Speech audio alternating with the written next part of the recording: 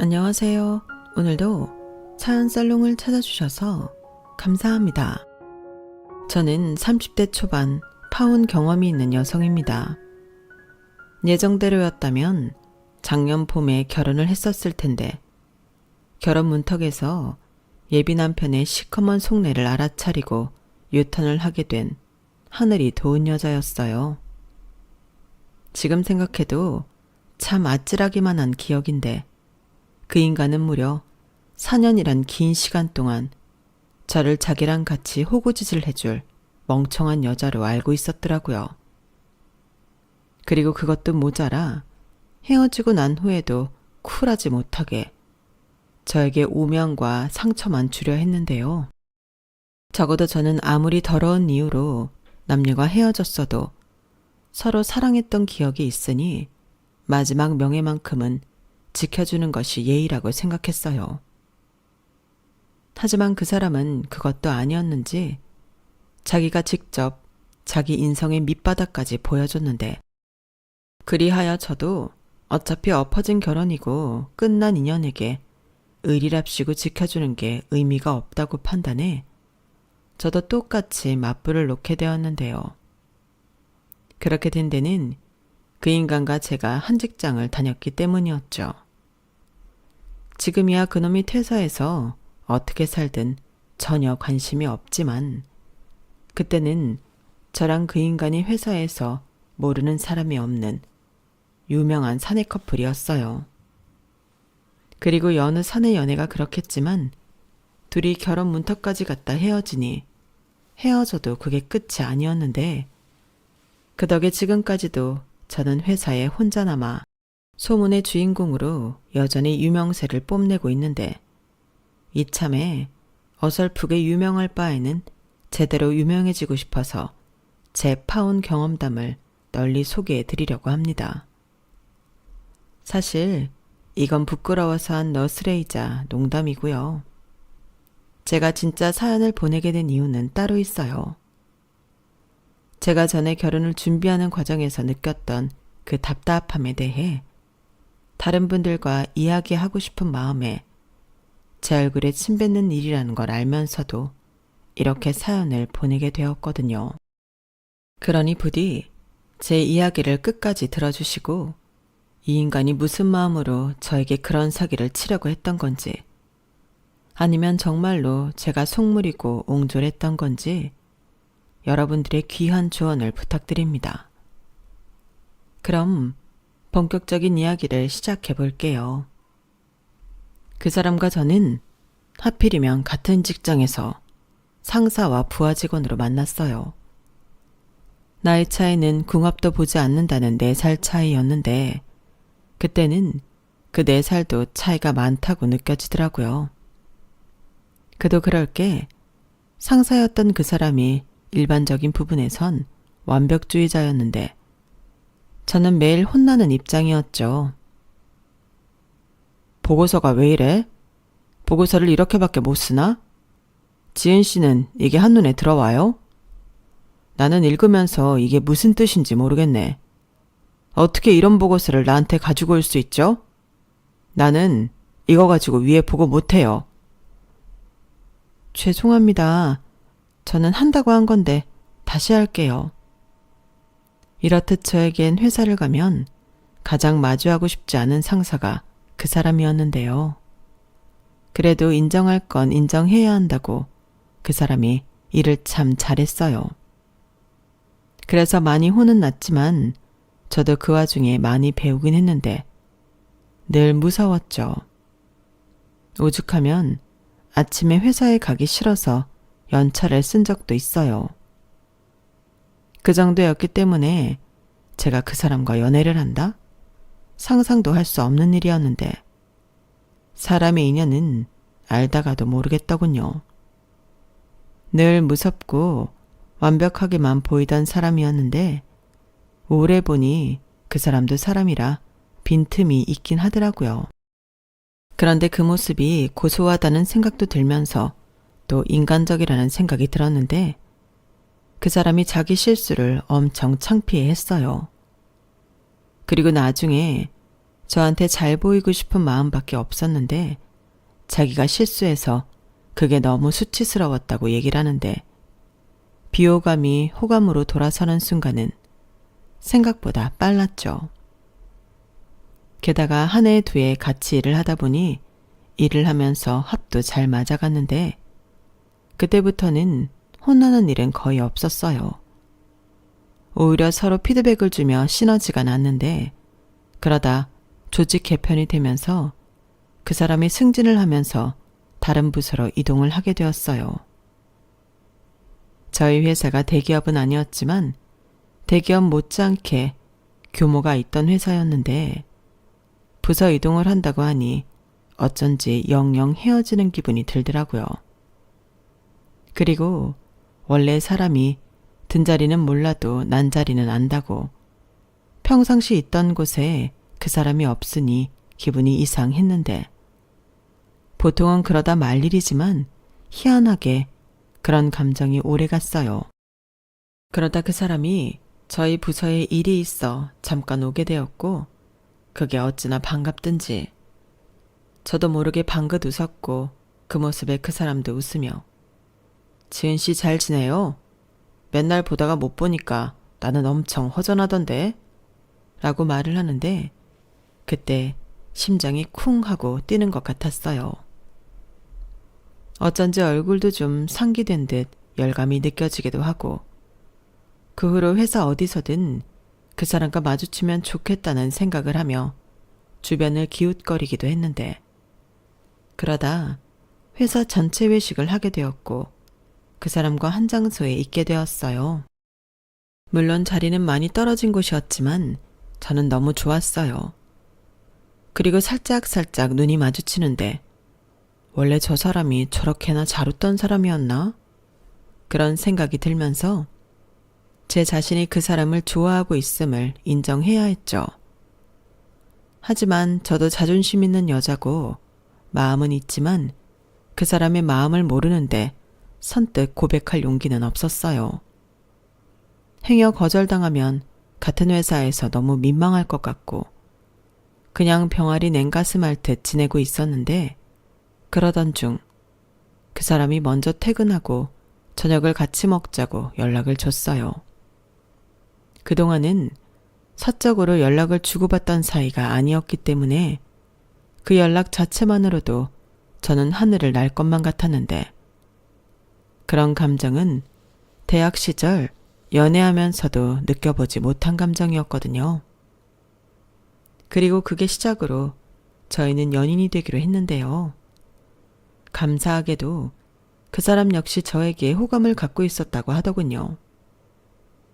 부서 이동으로 헤어지니 자기도 그걸 알게 되었고 회식 자리에서 멀리 떨어진 저를 보는데 자기 마음이 주체가 되지 않아 고백을 해야겠다고 결심을 했다 하더라고요. 그 말을 듣는데 어찌나 가슴이 떨리고 행복한지 세상에서 가장 좋은 걸 제가 가진 것 같은 기분이 들었는데 그렇게 저희는 8개월 정도는 비밀 연애를 하다 보기 좋게 들켜 3년 넘게 사내 연애를 하게 되었어요. 그리고 제가 29, 그 사람이 33이 되었을 때 이쯤 되면 결혼을 해야 하지 않을까 물 흐르듯 생각하게 되었고 또 주변에서 결혼을 많이 하니 저희도 자연스럽게 결혼에 관한 이야기를 많이 하게 되더라고요. 그래서 둘 다 내년 봄엔 우리도 결혼을 하면 어떨까 하는 이야기를 하게 되었고 달리 프로포즈를 받진 않았지만 결혼을 약속하게 되었어요. 4년 연애했으면 결혼할 때가 되었다고 생각했죠. 또 회사 사람들도 언제 시골릴 거야? 국수는 먹게 해주는 거지? 연애 너무 오래 하면 위험하다. 라며 저희 두 사람의 결혼을 부추겼는데 아무튼 그때는 저희가 결혼으로 넘어가는 게 순리이고 자연스러운 일이라고 생각했어요. 그래서 저희 둘이 결혼을 약속하고 제가 먼저 남자친구였던 그 사람 집에 인사를 갔는데요. 우아할 정도는 아니었지만 그래도 중산층의 여느 평범한 아파트더군요. 예비 시부모님 인상도 나쁘지 않았는데 질문이 많긴 했어요. 곧 며느리가 된다고 생각하니 궁금한 것이 많아 그러실 수 있는데 저는 회사 면접을 보듯 제 사적인 호구조사를 받았죠. 그리고 달리 반대할 거리가 없다고 판단하셨는지 그 후에는 화기애애한 분위기 속에 식사도 맛있게 하고 돌아왔는데요. 자기 부모님에게 허락을 받은 뒤라 그런지 그 사람은 내일 당장이라도 결혼을 할 사람처럼 엄청 좋아했어요. 그리고 자기도 하루빨리 저희 집에 인사를 가고 싶다고 호들갑을 떨었는데 평소에는 그런 모습을 잘 못 봤던 터라 그런 모습도 설레고 좋았어요. 사실 저도 그러고 싶었거든요. 그래서 저도 다음날 저희 부모님에게 연락해 남자친구를 데리고 집에 가겠다고 결혼에 대한 이야기를 했어요. 그러니 저희 엄마가 기다리던 소식이었다며 제 말을 기쁘게 반기셨는데 같은 회사 다니는 상사라고 하니 더 좋아하시더라고요. 그렇게 그 주 저희 집에 인사를 가기 위해 약속을 잡았는데 당시 예비 신랑인 그 남자는 자기 부모님이랑 살고 있었지만 저는 집이 인천이라 출퇴근 때문에 따로 나와 오피스텔에서 생활하고 있었거든요. 그래서 저 역시 저희 부모님 집이지만 오랜만에 본가에 가는 거였는데 저희 부모님은 예비 사이를 보기도 전부터 이미 결혼을 허락하는 분위기였어요. 저는 딱히 결혼한다고 저희 집에 손 벌릴 생각도 없었는데 그도 그럴 게 저는 당시 받았던 전세자금 대출을 포함한 보증금 2억이 있는 상태였어요. 거기에 순수 적금으로 6천만 원도 있었고 이 정도면 결혼을 준비하는 데는 충분하다고 생각했죠. 그리고 저 혼자만의 생각이긴 했지만 예비 신랑인 그 사람도 부모님이랑 함께 살고 있고 저보다 경력이나 연봉이나 모두 높았으니 돈을 꽤 모았을 거라 짐작했는데 그런 생각을 하게 된 근거로는 평상시 그 사람이 검소한 생활을 했기 때문이었어요. 그렇다고 무슨 돈 아끼려 지질이 궁상을 떨지도 않았지만 그 나이 남자들이면 너나 할 것 없이 좋아한다는 명품도 그 사람은 좋아하지 않았거든요. 그리고 그 사람은 차도 경차를 끌고 다녔는데 결혼 후 아이가 태어나면 모를까 할인이나 유지 비용이 좋으니 결혼 후에도 굳이 큰 차나 외제차로 바꿀 생각도 없다고 미리부터 말하던 사람이었어요. 거기에 술, 담배도 하지 않고 허풍, 허세 그런 것도 하나 없었으니 세상에 이런 청정한 사람이 또 있을까. 제 기준에서는 이보다 이상적인 남편감은 없었는데 저희 집에 인사를 가니 저희 엄마도 그 점을 가장 높게 평가하더군요. 사실 저희 아빠가 허풍이 좀 심하신 편이거든요. 당신은 그게 당신 자존심을 세워준다고 믿는 것 같은데 저나 저희 엄마는 질색인 부분이었어요. 그런데 제가 데려온 사윗감은 그런 점이 전혀 없었으니 다른 건 묻고 따질 것도 없다며 결혼하라고 했는데 그때까지 저에게 결혼은 시간 문제라고 생각했죠. 하지만 정작 결혼을 준비하려는 그 첫발부터 뭔가 이상하게 시작했는데 제 추측이었긴 했지만 그 사람도 저 못지않게 돈을 모았을 거라는 생각부터 제 예상과는 달랐어요. 정말이지 달라도 너무 달랐는데 지금 생각해도 어이가 없을 정도죠.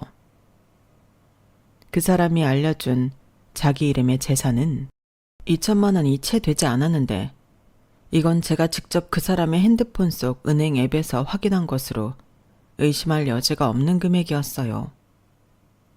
사람이 너무 실망하면 표정 관리가 안 된다고 저는 몇 번이고 그 숫자를 세어봤는데 이런 말 그렇지만 너무 실망스러웠어요. 그래서 이런저런 것들을 묻지 않을 수 없었죠. 자기 설마 무슨 주식이나 비트코인 같은 거 했어? 아니, 내가 그런 거 할 사람으로 보여? 나를 뭘로 보고. 아니, 그럼 통장 잔고가 왜 이래? 도저히 이해가 가지 않잖아. 자기가 평상시에 과소비하는 것도 없고 유흥비로 쓰는 것도 없는데 이것밖에 모은 돈이 없다고? 그런데 나랑 결혼하자는 소리는 왜 했어? 뭐? 지은아, 그게 무슨 뜻이야? 아, 내가 생각보다 모은 돈이 없어서 실망한 거야? 그게 솔직히 좀 그렇지. 결혼을 하려면 일단 돈이 있어야 하는데 자기 경력이랑 연봉에 비해 이 액수는 납득이 되지 않잖아. 저는 짧은 생각으로 저 남자가 제정신이 아닌 이상 이 금액으로 나에게 결혼을 하자고 했을까? 그 사람의 말에는 귀가 기울여지지 않았어요. 그리고 그 순간에는 제가 속물로 보여도 어쩔 수 없다고 생각했는데요. 저는 연애는 몰라도 결혼은 정말 현실이라고 생각하거든요. 제가 무슨 재벌집에 시집을 가서 팔자를 고쳐보겠다는 것도 아니고 우리 결혼해야 하니 집안 기둥을 뽑자는 것도 아닌데 나이도 먹을 만큼 먹고 회사도 다닐 만큼 다닌 사람이 돈을 이것밖에 못 모았다는 것이 이해할 수 없었죠. 그러니 분명 명백한 이유가 있을 거라고 생각했는데 이윽고 그 사람이 네가 생각하는 그런 게 아니라는 듯 다소 실망한 얼굴로 자기 말을 들어달라고 하더라고요. 그리고 그 사람의 이야기를 듣게 된 저는 너무 창피해서 쥐구멍이라도 있으면 숨고 싶어졌는데요. 지은아, 내 말 좀 들어줘. 이게 어떻게 된 거냐면 앞으로 미래를 생각했을 때 집이 제일 중요하잖아. 서울에 있는 집이 한두 푼 하는 것도 아니고 앞으로 계속 오른다는데 그래서 집부터 해놓느냐고 돈을 얼마 못 모았어. 어? 그럼 자기 앞으로 집이 있는 거야? 그런데 왜 나한테 여직 말을 안 했어? 어디 있는 집인데? 아파트? 빌라? 그럼 그 집은 공실은 아닐 거니까 세를 준 거야? 그럼 그 돈은? 지은아, 진정해. 뭐가 그렇게 급해? 궁금한 거 다 얘기해 줄 테니까 조급해하지 마. 그 집이라는 게 내가 지금 우리 부모님이랑 살고 있는 그 집이야. 전에 우리 집 와서 봤잖아. 그러니 당연히 세를 받을 것도 없지. 보증금도 따로 없고. 그래도 집이 있다는 게 어디야. 그리고 지금까지 말을 안 했던 건 글쎄 딱히 이야기를 해야 하나 싶었어. 뭐 자기 앞에서 나는 집 있다고 자랑하는 것도 이상하잖아. 아, 그렇구나. 저는 그 사람의 말에 순간 내가 너무 속물같이 행동했나? 괜시리 뜨끔했어요. 그리고 그 사람의 말을 들었을 때 그 말도 일리가 있다고 생각했는데 일단 집이 한두 푼이 아닌 건 사실이었으니 그때부터는 머릿속에 퍼즐이 맞춰졌죠. 다만 저는 당연히 제가 인사 갔던 집이 부모님 집이라고 생각했다는 것이 오류였는데 그 집이 실상은 그 사람 집이었다니 우선 그것부터가 좀 놀라웠어요. 그리고 그런 평소에 집을 사려면 당연히 대출을 받았을 테니 그럼 그 대출금 내느라 돈을 얼마 못 모았구나 바로 이해할 수 있었는데요. 하지만 고민은 거기서 끝나지 않았어요.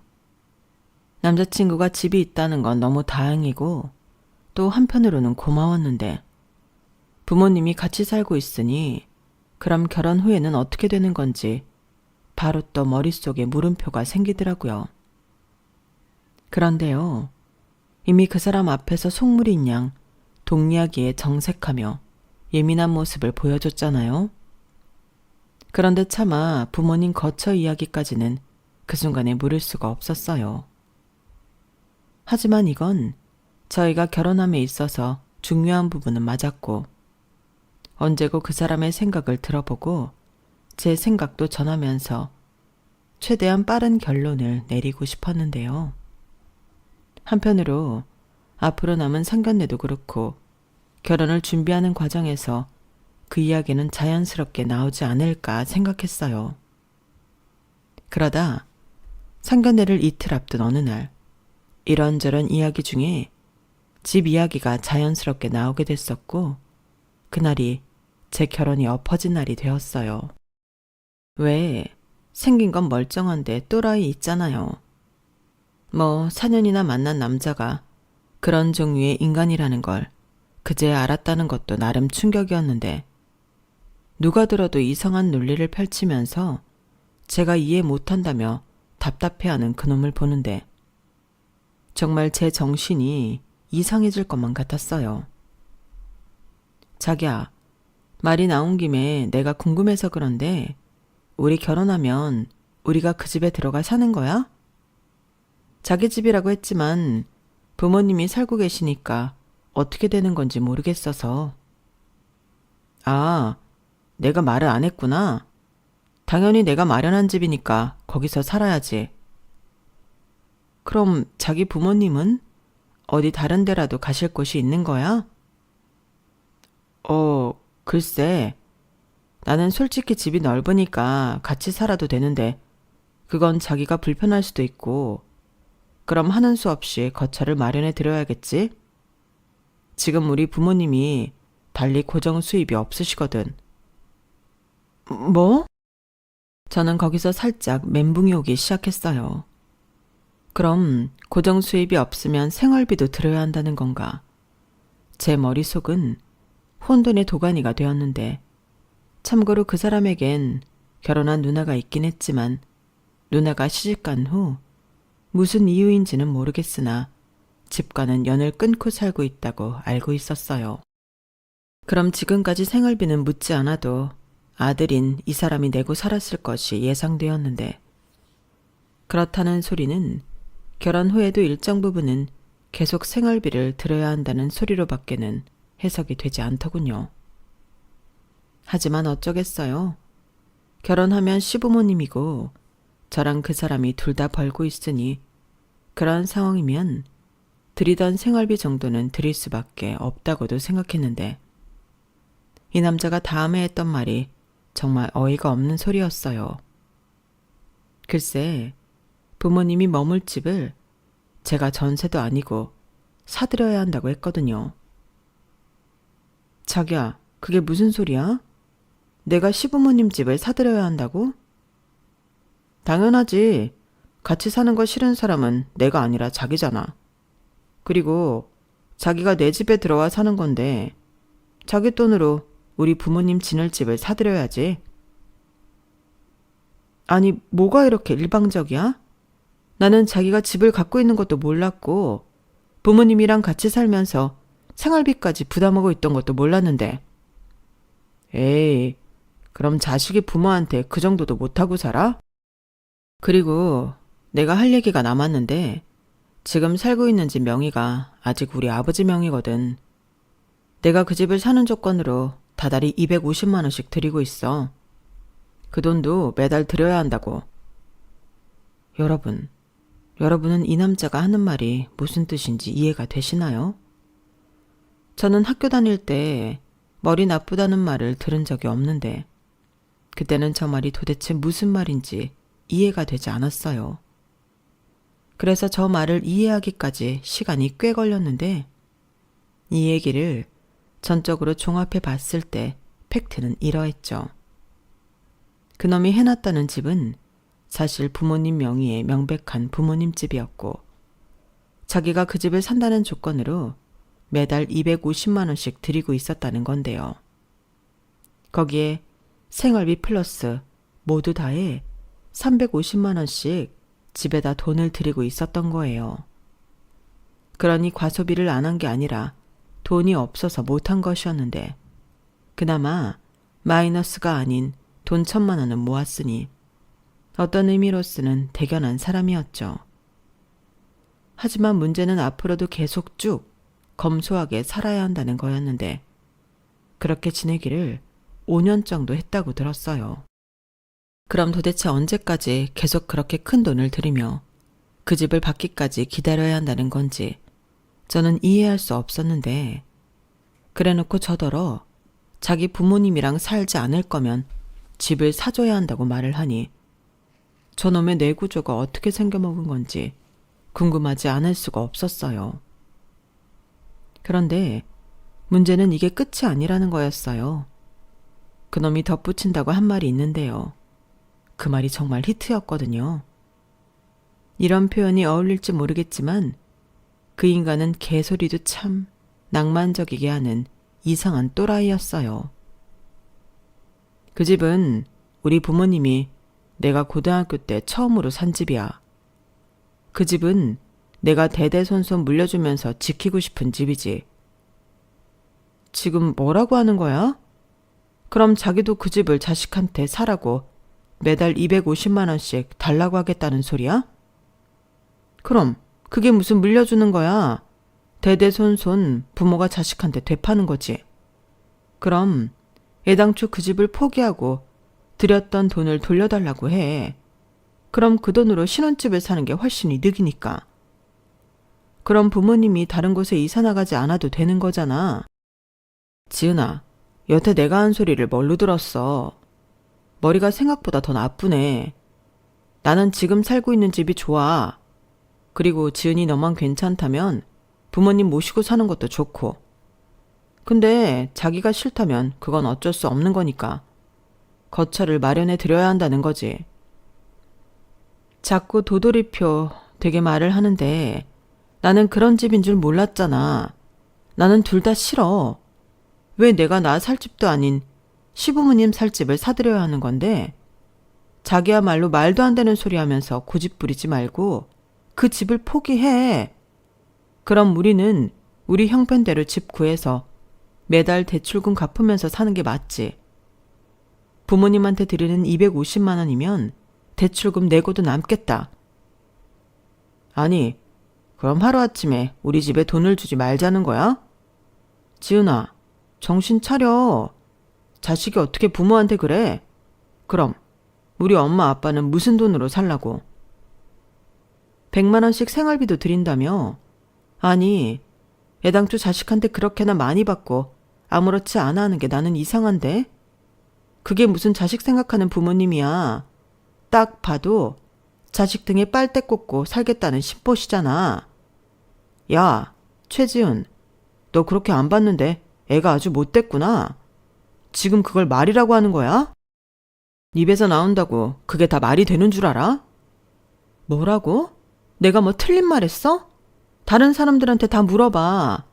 지금 자기가 하는 소리가 더 이상해. 그럼 나더러 집도 사드리고 언제 받을지도 모르는 그 집 사겠다고 생활비까지 합쳐서 매달 350만 원씩 드리고 살라는 거야? 은행에 내는 대출금이면 연말 정산이라도 받지. 도대체 그게 무슨 세법인데. 그리고 내가 집을 사드린다고 치자. 그럼 그 집은 내 명의로 하면 되는 거니? 아니지. 그건 사드린 집인데 당연히 우리 부모님 앞으로 해드려야지. 너 그 정도로 효심이 없는 인간이었니? 효심 같은 소리 하네. 효심이 있으면 내가 내 부모한테 집을 사주지 자기 부모한테 집을 사주겠니? 이건 뭐 결혼을 빙자한 날강도였네. 됐어. 나는 이런 이상하고 괴상한 결혼 죽어도 못해. 아니, 애당초 자기 명의 집도 아니면서 무슨 마음으로 자기 집이라고 한 거야? 저는 그 남자의 말에 온몸이 부들부들 떨릴 정도로 화가 났어요. 아무리 마음을 넓게 쓰려고 해도 이런 결혼은 말도 안 되는 소리였죠. 그래서 고민할 것도 없이 그동안 나눴던 결혼 이야기는 없던 일로 하자고 제가 먼저 말했는데요. 그때부터는 당당하기만 하던 그놈이 쩔쩔매며 어쩔 줄을 몰라 하더군요.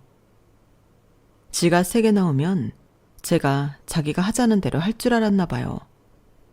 그런데 제가 결혼 자체를 안 한다고 단호하게 말하니 그제야 조곤조곤 설명을 하려고 했는데 몇 번을 들어도 똑같은 개소리였어요. 그럼 우리 부모님은 정말로 갈 곳이 없잖아. 그러니 내 생각에는 그 방법밖에는 없다고 생각했지. 아니, 왜 방법이 그것밖에 없어? 그리고 내가 궁금한 게 또 있는데 자기한테 매달 받는 그 돈은 하나도 남아있지 않다는 거야? 그게 뭐 얼마나 된다고. 사실 그 집이 매매했을 때보다는 훨씬 많이 올라서 7억 원 줘야 해. 그런데 부모 자식 간이니 그냥 6억에 주신다고 매달 250만 원씩 드리고 있는 건데 앞으로 15년만 더 드리면 이자도 없이 그냥 우리 집 되는 거라니까. 아니면 15년 정도는 우리가 부모님 모시고 사는 방법도 있지. 나 참 기가 막혀서. 그럼 그때 가서 집값이 더 오르면 그거는 가만 안 하는 거고? 그리고 지금도 갈 곳이 없는 부모님이 15년 뒤엔 갈 곳이 생겨? 말이 되는 소리를 해자오간. 나는 더 이상 이 결혼에 대해서는 얘기하고 싶지 않아. 머리에 안 나쁘니까 이게 무슨 말인지 이해는 하지? 저는 그렇게 쐐기를 박듯 그놈한테 파혼 선언을 하고 일어났어요. 뭐 파혼과 동시에 연인 사이도 그날부로 쫑이 난 건데 기분이 뭐랄까 너무 안 좋더라고요. 그리고 말이 250만 원이지 정말 큰 돈인데 그 돈을 뭐 따로 모아서 관리해 주시는 것도 아니라면 그 돈을 전부 다 받는 그 부모라는 사람들도 제 기준에서는 이상한 사람들이었는데요. 어쩌면 그 남자처럼 그 부모도 제가 그 집을 살 생각에 시댁에 들어와 자기들을 모실 거라고 생각했는지도 모를 일이었죠. 사실 처음 인사 갔을 때 예비 시어머니라는 분이 은근 자기는 아들 장가 보내면 허전할 것 같다고 얘기하셨거든요. 그때는 그냥 아들을 너무 사랑하시는 마음에 하시는 소리인 줄 알았는데 실상은 그게 아니었다고 생각하면 그 자체만으로도 너무 소름이었는데 그땐 제가 결혼이 아닌 지옥 문턱에서 기적처럼 유턴을 한 기분이 들었어요. 그런데 저랑 그렇게 헤어진 그 남자는 처음엔 이렇게 끝내는 법이 어딨냐며 눈물까지 흘리면서 저에게 매달렸고 그럼에도 불구하고 제가 꼼짝도 하지 않자 나중엔 자기랑 자기 부모를 모욕했다며 저를 모욕죄로 고소하겠다고 이중성을 보였는데 아, 정말 사이코도 저런 사이코가 없구나. 너무 무서웠어요. 저는 또 혼자 살고 있었으니까요. 그래서 한동안은 출퇴근이 힘들어도 인천 집에서 지냈는데 그래도 표면적으로는 그놈에게 너 하고 싶은 대로 하라고 강단 있는 모습을 보이려 노력했죠. 오히려 말도 안 되는 생각으로 저까지 끌어들여 제 돈 뺏고 고생시키려고 했던 건 너희들 아니냐며 저도 겁날 것이 없다고 당당하게 말했는데 최후의 카드라고 생각했는지 저한테 이런 소리를 또 했어요. 너는 생각이 짧아도 너무 짧아. 우리 부모님이랑 같이 살기 싫으면 네가 가지고 있는 돈에서 집을 사들이면 되고 어차피 우리 부모님 돌아가시면 그 집은 다시 우리 재산이 될 건데 뭐가 문제야? 명의만 돌아올 뿐 결국엔 다시 우리 거가 되는 거야. 우리 거? 아니 내 돈으로 산 집이 어쩌다 우리 거가 되는 거야? 말꼬리 잡지 말고 그러다 그 집도 값이 올라봐. 결국엔 부동산 투자하는 거랑 다르지 않다니까. 손해볼 게 하나도 없어. 왜 없어? 나는 너라는 사람이랑 결혼하는 그 자체부터가 손해야. 어쩌면 이런 말도 안 되는 소리를 그렇게 정성스럽게 해? 정말로 그게 말이 된다고 생각해? 아니, 애당초 부모님한테 살던 집을 사겠다니. 나는 살다 그런 말은 처음 듣는다. 그게 결국엔 무슨 소리인 줄 알아? 어차피 당신들 죽으면 상속될 집. 내가 살 동안 돈이라도 내놓으라는 소리야, 멍청아. 이용당하고 있는 거라고. 저는 그 인간이 지금까지도 뭐가 잘못인지 몰랐지만 진심으로 깨닫길 바랬어요. 하지만 어디서 어떻게 세뇌가 되었는지 그 인간은 제가 이상한 소리를 한다며 오히려 자기 부모를 모욕했으니 참을 수 없다고 했는데 그래서 그때도 네 마음대로 하라고 했죠. 대신 또 전화해서 헛소리하면 그때는 나도 안 참고 스토커로 신고할 거라고 큰 소리를 쳤는데 그렇게 전화를 끊고 저는 정말 이별을 했다고 생각했지만 사실 부서는 달라도 같은 직장을 다니고 있으니 헤어졌어도 찝찝한 건 어쩔 수 없었어요. 그렇다고 어렵게 들어간 회사를 그만두고 싶지도 않았는데 그만둬야 한다면 내가 아닌 그 사람이 그만둬줬으면 좋겠다고 생각했죠.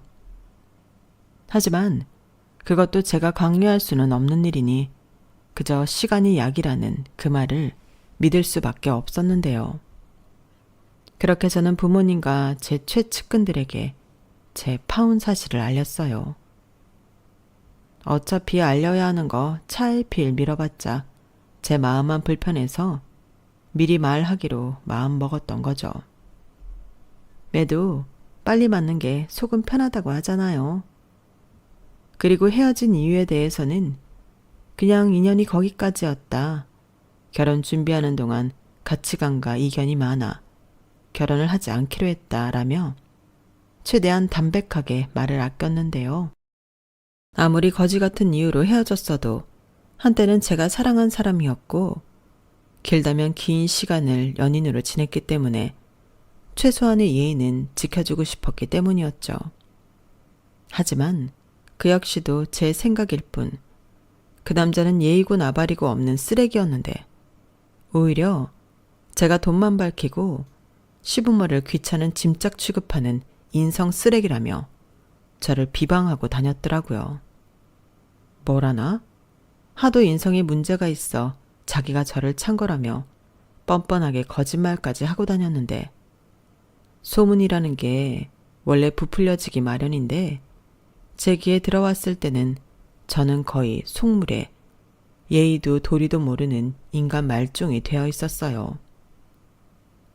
솔직히 그 얘기를 들었을 때는 제정신일 수가 없었죠. 모욕감이라는 게 이런 거구나. 사지가 벌벌벌 떨리며 주체할 수 없는 분노가 머리끝까지 치밀어 오르는데 저도 제가 무슨 짓을 할까봐 무서웠어요. 그리고 그렇게 전투력 200%에 닿았을 때 그 남자가 있는 부서로 쳐들어갔고 제가 올 거라는 걸 알았는지 그 인간이 도망을 갔는데 그 뒤 몇 번이고 같은 일이 반복되었죠. 그러다 이번엔 제가 파혼을 받아들일 수 없어 부서까지 찾아와 매달리는 스토커가 되어 있었는데 정말 이렇게 있다가는 정신이 어떻게 될 것만 같았죠. 그래서 이에는 이, 눈에는 눈이라고 똑같은 방법을 쓰기로 마음먹었어요. 왜 남의 얘기하는 거 좋아하는 사람들이 있잖아요. 그런 사람들을 찾아서 일부러 고민이 있는 것처럼 얘기를 흘리고 다녔어요. 그러면서 저는 누구처럼 없는 말은 하지 않았는데 어찌되었든 그 남자가 흘리고 다니는 말은 전부 거짓말이었으니 일단 그것만 까발려도 속이 시원할 것 같았죠. 그래서 최대한 있던 사실만 이야기하며 남자 쪽에서 복수할 마음으로 없는 말을 지어내고 있다는 얘기까지 흘렸는데요. 제 이야기가 흥미로웠는지 소문은 순식간에 일파만파 퍼져나갔어요.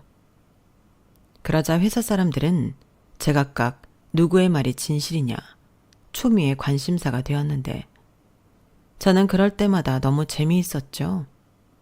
그 남자가 똥 마려운 강아지처럼 끙끙거리고 있을 게 뻔했으니까요.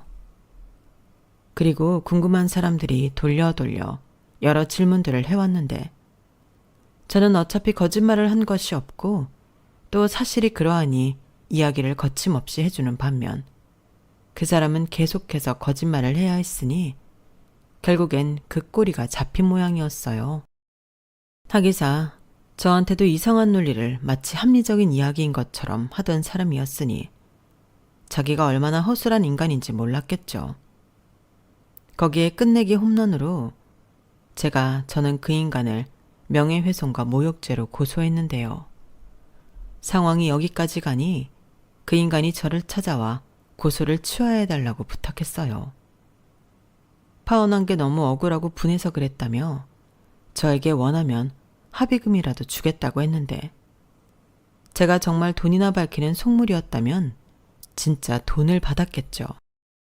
하지만 저는 그런 더러운 돈은 받고 싶지도 않았고 이로써 저는 실추되었던 제 명예를 되찾아오는 데 성공했어요.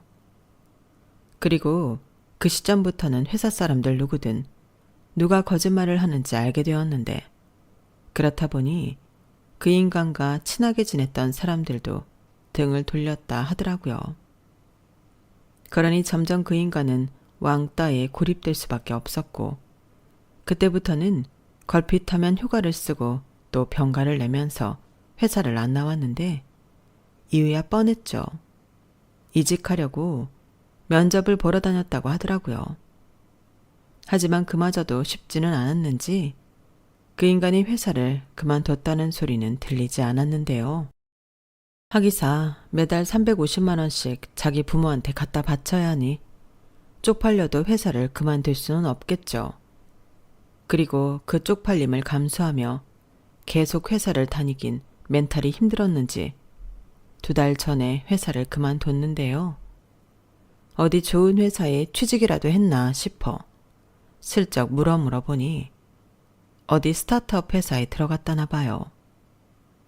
아시는 분은 아실 텐데 그런 회사에 들어가면 정말 바쁘고 돈은 돈대로 짜거든요. 저 같으면 그냥 귀 닫고 입 닫고 다니던 회사에 찌그러져서 다닐 텐데, 다행히 그 인간은 저 같은 인간이 아니라서 얼마나 다행인지 모릅니다. 아무쪼록 그 인간이 자기 부모님한테 빨대 꽂힌 줄도 모르고 열심히 등신처럼 살길 바라는 마음이에요. 아울러 그 인간이 장가가는 일은 없었으면 좋겠는데요. 질투가 아니라 걱정이에요. 괜히 남의 집 귀한 딸 데려가서 생고생시키면 안 되잖아요.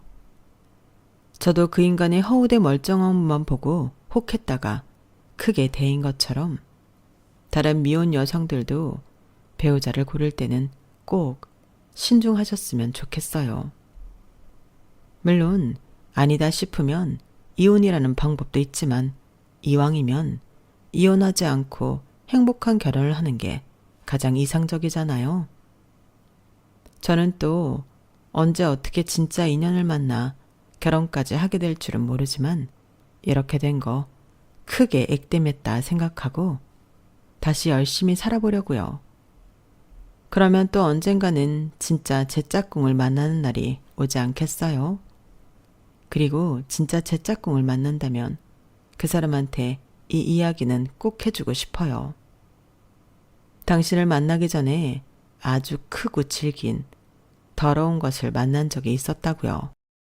그러면서 우리는 그런 인간들과 다르게 현명하고 지혜롭게 진짜 효도하며 행복하게 살자고 얘기하고 싶은데요. 그러기 위해서라도 저부터 지혜롭고 현명한 사람이 되도록 노력하며 살려고요. 적어도 지금보다는 더 나은 사람이 되어야 더 좋은 사람을 만날 수 있을 것 같거든요. 그럼 부디 그런 날이 빨리 오길 바라며 제 이야기는 여기서 마무리하겠습니다. 제 파혼 이야기 여러분들은 어떻게 생각하세요? 부디 사이다 같은 이야기였길 바라며 저는 이만 물러가겠습니다. 지금까지 제 사연 들어주셔서 대단히 감사드려요. 늘 건강 잘 챙기시고 좋은 일만 가득하시길 바라겠습니다. 그나저나 좋은 인연 만나는 게 참 어렵네요. 그럼 안녕히 계세요. 여러분, 사연 댓글에 응원과 현명한 조언 부탁드려요. 좋아요와 구독은 저에게 큰 힘이 됩니다. 오늘도 좋은 일 가득하세요.